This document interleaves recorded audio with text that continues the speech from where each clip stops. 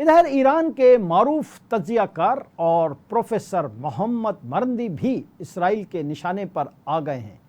معروف تجزیہ کار محمد مرندی کو حکام نے تحفظ کے لیے موبائل فون نہ رکھنے کی ہدایت جاری کر دی ہے۔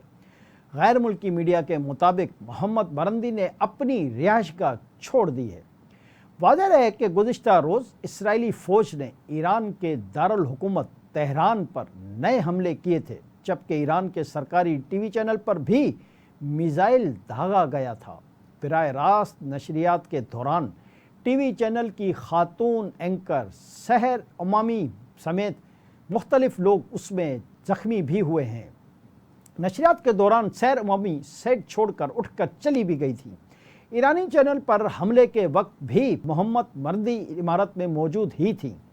اس حملے کے بعد ایرانی ٹی وی چینل نے عبرانی زبان میں اسرائیلی ٹی وی چینلز کے لیے وارننگ جاری کی تھی اور لکھا کہ اسرائیلی ٹی وی چینلز خالی کر دیے جائیں۔ دوسری طرف وائٹ ہاؤس عہدیدار کا کہنا ہے کہ یہ سچ نہیں کہ امریکہ ایران پر حملہ کر رہا ہے۔ امریکی ٹی وی نے دعویٰ کیا ہے کہ ڈونلڈ ٹرمپ نے وائٹ ہاؤس انتظامیہ کو ایرانی حکام سے جلد ملاقات کے اہتمام کی ہدایت کی ہے۔ نیو یارک ٹائمز کا کہنا ہے کہ ٹرمپ اس ہفتے نائب صدر وینس اور نمائندہ خصوصی وٹکوف کی ایرانی حکام سے ملاقات چاہتے ہیں۔ امریکی وزیر دفاع پیٹ ہیگسٹ نے کہا ہے کہ مشرق وسطیٰ میں اضافی دفاعی صلاحیتیں تعینات کرنے کا مقصد خطے میں دفاعی پوزیشن کو بڑھانا ہے۔ خبر ایجنسی کے مطابق امریکی طیارہ بردار جہاز نمٹر مشرق وسطیٰ روانہ کیا گیا ہے۔ نمٹس پر 60 سے زائد جنگی جہاز اور 5000 اہلکار رکھنے کی گنجائش ہے۔ 31 سے زائد ریفیلنگ جہاز اتوار کو امریکہ سے روانہ کیے گئے تھے۔ طیاروں نے جرمنی، برطانیہ، اسٹونیا اور یونان میں لینڈ کیا۔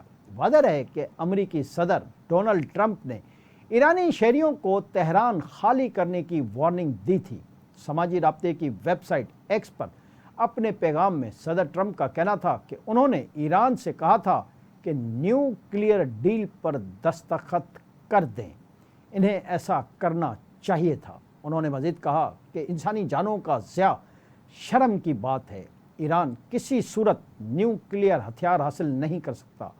اپنے پیغام میں صدر ڈونلڈ ٹرمپ نے ایرانی شہریوں کو خبردار کیا کہ ہر شخص تہران خالی کر دے۔